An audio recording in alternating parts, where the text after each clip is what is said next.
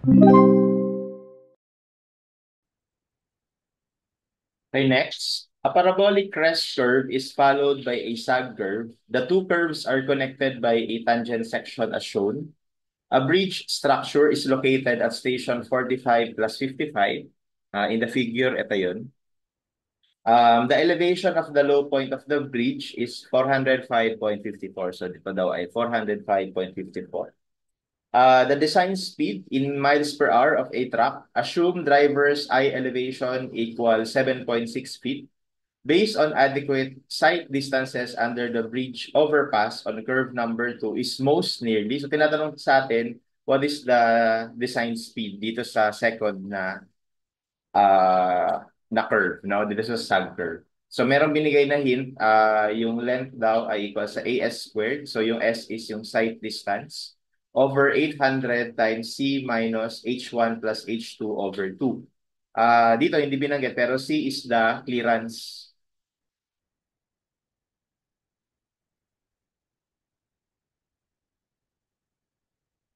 Okay?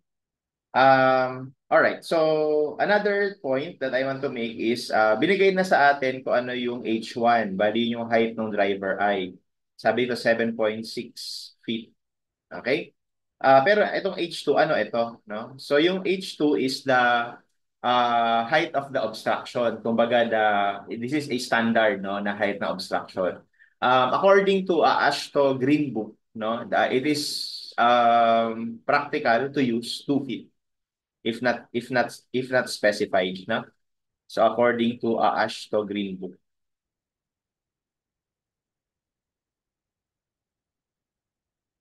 ay automatic na yan, 2 feet. All right, and then okay, so para ma-compute natin yung design speed, kailangan natin computein yung sight distance. Na kasi meron sa Ashto Green Book na parang correlation ng sight distance sa design speed, no?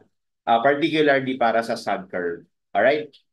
So to calculate the let's say the length muna. So of course the length of the curve is ito. Ito yung length ng curve. Okay? To calculate that, note that binigyan tayo ng stationing ng PC at saka stationing ng PV. So, kapag kinuha natin yung difference ng station, makakompute natin ito.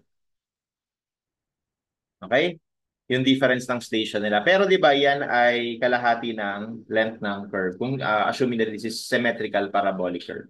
Alright, so anyway, to calculate, so yung L over 2 ay equal sa 42, 72.13 minus 35, 23.86. So therefore, the length of the curve, we calculate, so 4272.13 minus 35, 23.86. So that gives us 74 times 2. So yun yung half, no? So 1496.54. Okay? So yan yung length ng sag curve. Next, may L na tayo, may mga H. So yung clearance na lang, yung C. So yung clearance is ito. Gaano ba ito kalayo? So mula sa ilalim nito hanggang dun sa curve natin. Yan yung C. Okay, so to calculate that, palakihin lang natin yon.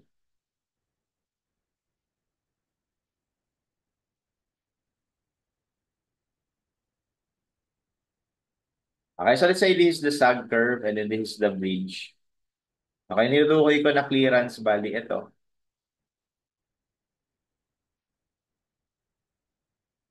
Ayan, yan yung clearance na kailangan natin. Okay? So, ang meron tayo is yung elevation dito. The elevation here is 374.52. Okay? So, ang gagawin ko sa diskarte is kunin muna natin yung elevation nito. Marami kasing pwede. Pwedeng kunin natin elevation nito, tapos idagdag natin ito. No, pwedeng ganon. O di kaya, pwedeng kunin natin elevation nung PT, yung PT.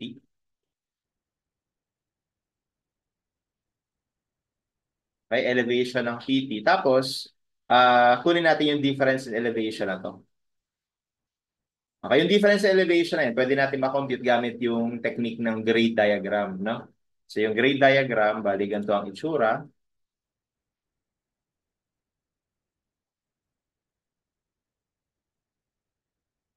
Okay, so dito we will have a negative, no, slope, 5%. 5% yun. Tapos sa kabila ay 4%. So positive. Ayan. Okay? Tapos somewhere in between, nandyan yung lowest point. So, sabihin na lang natin na ito yung lowest point. Assume na lang tayo. Ito yung lowest point. Ayan. Okay? So, dyan sa lowest point, dyan mag-zero yung slope natin. So, ganito itsura. Okay? So, kunin na lang muna natin yung distance na to. Tawagin ko S1. So, ito naman ay lumalabas length times S1 or 1496.54 minus S1. Okay? So, by ratio and proportion, we have S1 over 0.05 is equal to 1496.54 minus S1 over 0.04. So we can now locate kung nasaan yung lowest point, yung turning point na tinatawag. Um, Store natin to. Okay. So S1 over 0.05 is equal to yung length ng curve minus S1 over 0.04.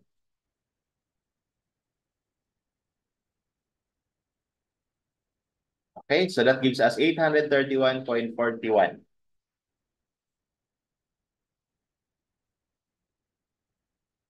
feet. Okay? So, ibig sabihin, I think tama yung assumption natin na lagpas kalahati. Kasi yung L over 2 natin is only 700 plus eh. So, tama, lagpas kalahati siya. So, dito nga siya banda, no? Um, Kasi kung halimbawa, mali, halimbawa, lumabas dito, ano lang, 600 lang. So, dapat yung turning point nandito sa kaliwa nung PV. Kasi di ba yung PV yung parang yung gitna nung, ano natin, nung horizontal length. No? Ito yung L over 2. L over 2 ito, tapos L over 2 naman to. Okay? Again, dahil lagpas naman, so nandito siya sa bandang side, right side. So, mas malapit siya sa PT, no? Okay, so kaya ang gagawin ko, kukunin ko yung elevation ng PT, tapos ibabawas na natin itong delta H na to. So itong delta H na to, if you recall, that can be calculated by finding the area under the grade diagram. So yung area nung grade diagram sa pagitan nitong dalawang points na to. Kasi yan yung dalawang points na gusto mong hanapan ng difference in elevation. So po-project mo lang sila doon sa grade diagram, bali yung area nito. Yan yung delta H. Okay? So, paano kumpitin yan? Bali, kailangan lang natin mga sukat tsaka grade. So, kailangan ko yung grade dito. Tawagin ko G. No? Kunin natin yan. Tapos, lagyan natin ng mga measurements. Bali, this length is L over 2.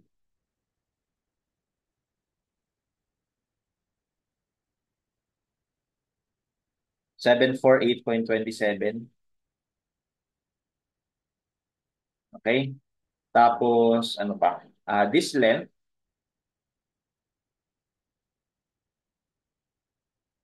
is yung difference ng state, di ba ang stationing nito?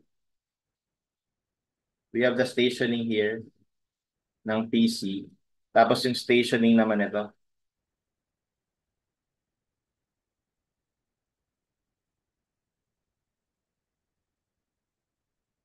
Tapos yung stationing nito ng bridge. Di ba difference ng stationing na yon is itong sukat na to. Okay, so ano ba stationing nila? So dito ay 35, tapos dito naman ay 45, 55.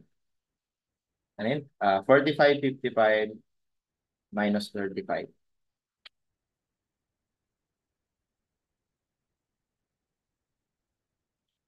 35, 2386.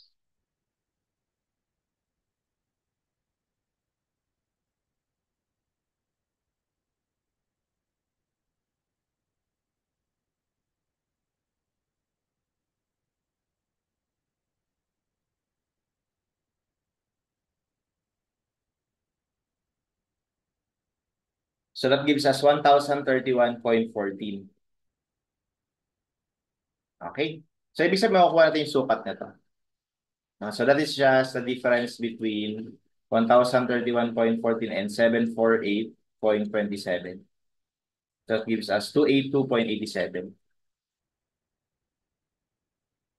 Okay? Ano pa? And then of course, alam naman natin na ito ay L over 2 pa rin.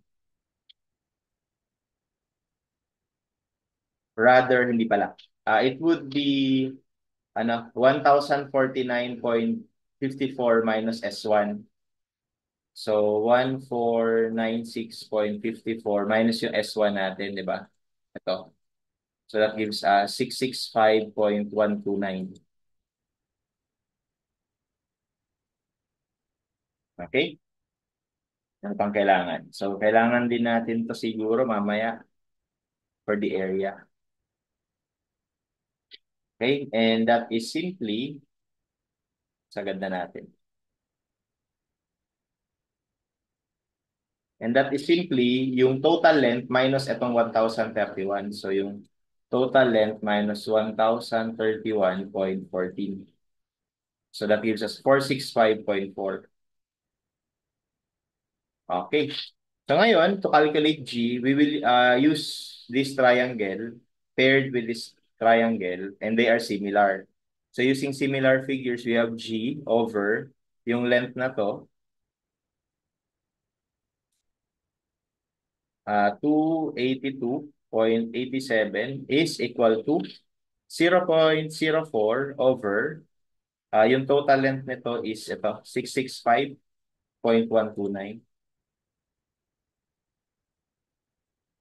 So therefore, that will give us G equivalent to, ano ba to? Lagay natin yan sa B. So we have,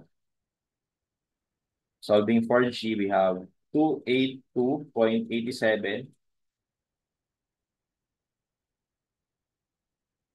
times times 0.04 cross multiply divided by 665.129. And that gives us 0.017.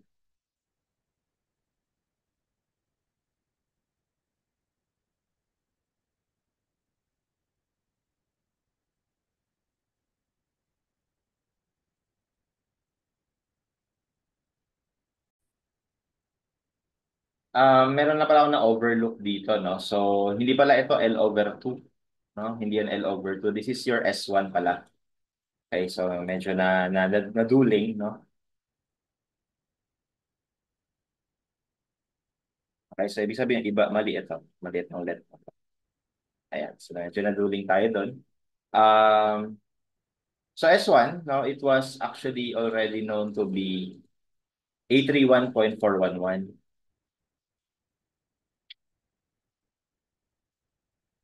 Okay. So dapat itong nandito na length is 1,031.14 minus 831.41.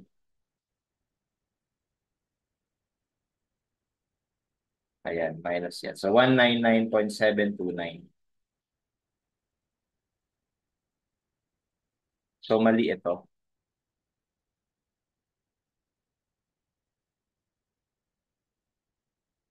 199.729. So therefore, ang G natin dapat times 0.04 over 665.129.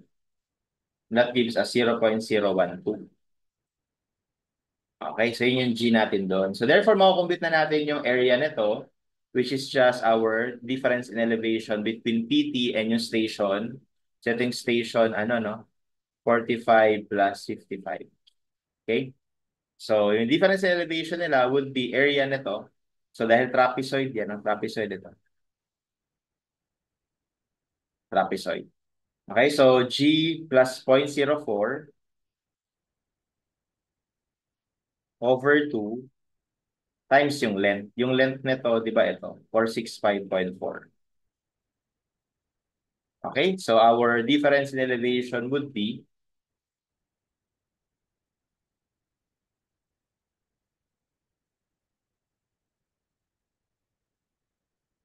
So 12.103. Okay, so therefore, pwede na natin malaman kung ano yung elevation ng PT. So yung elevation ng, rather, yung elevation ng 45.55, yung elevation dito. So we just need to subtract itong delta H sa elevation ng PT. Okay, so hindi pa pala natin nakuha elevation ng PT. So kunin muna natin. So elevation ng PT, ito yung gagawin ko ha. Consider this triangle.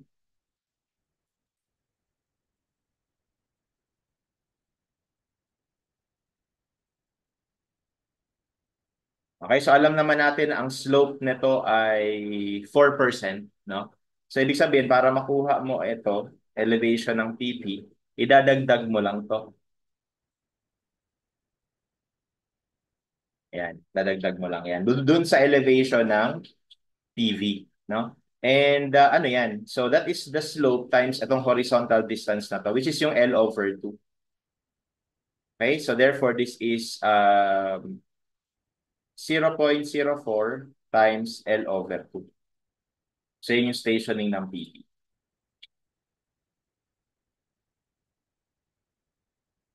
So that would be 37, hindi pala stationing, elevation rather.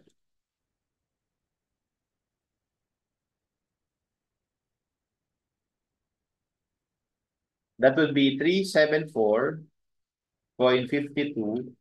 plus 0.04 times yung length natin is 1496.54 over 2.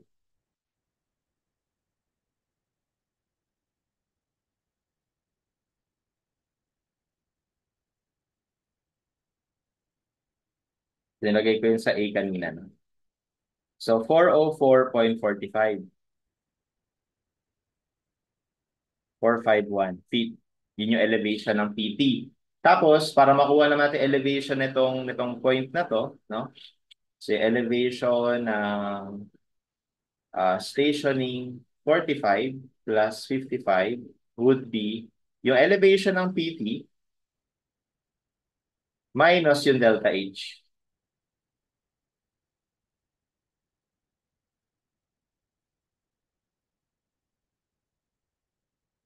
So that's 392.35.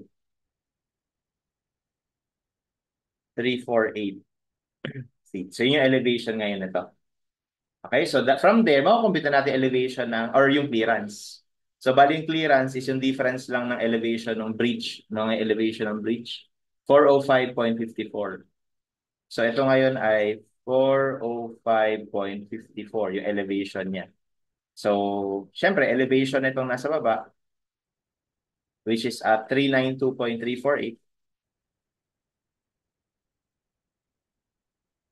Okay, so i-minus na natin and that will give us our clearance. So therefore, the clearance is 405.54 minus 392.348.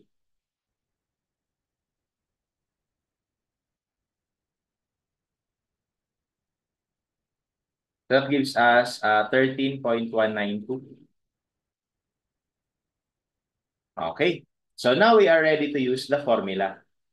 Okay, so again, ang goal natin is makuha yung S, yung side distance.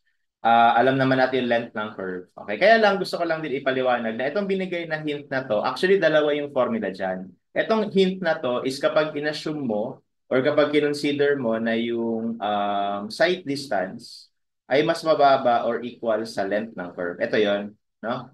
So, paano naman po kung yung side distance is mas malaki sa length ng curve? So, the formula would be L is equal to 2S minus 800 over A. Yung A is yung difference ng grade, no? Yung absolute difference ng grade. Times C minus H1 plus H2 over 2. Okay? So, this is according to Ashto Green Book. No? Parehas ito. Ito rin, tsaka ito. Okay, pero dito, kumbaga, parang sinabi na yung sight distance na ina-expect, mas maliit sa length ng curve, no? And check natin kung ganun nga yung mangyayari. So, gamitin natin yung formula. So, yung length ng curve ay 1496.54 equals AS squared. So yung A natin is yung absolute difference ng mga grade. So that would be 5% or negative 5% minus 4%, or basically positive 9, no? Tapos S squared over 800 times C, which is na-compute natin 13.192, minus H1 7.6 plus H2 na 2 over 2.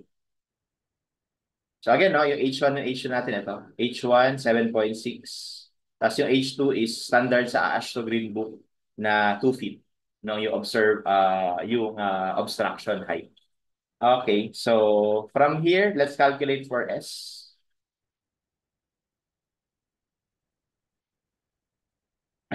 Um, 1496.54. So gawin ko lang to 9.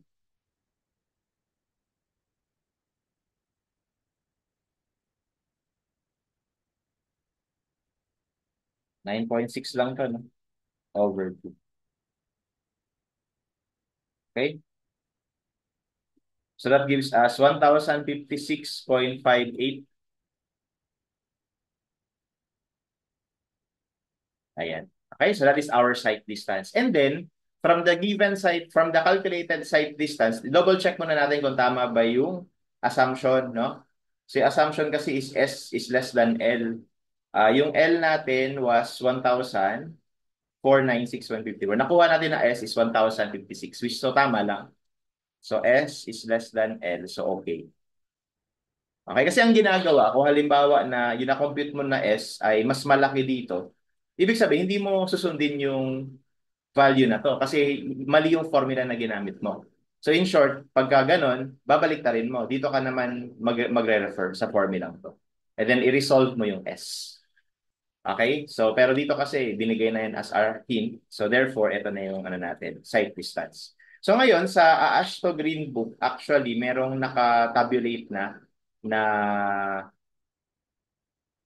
um, design speed versus stopping sight distance, no? So ito 'yon.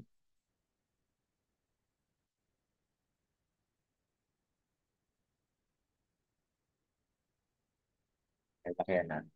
So, so for your reference, ito 'yon, no? Pero lakayan lang natin yung importanteng part.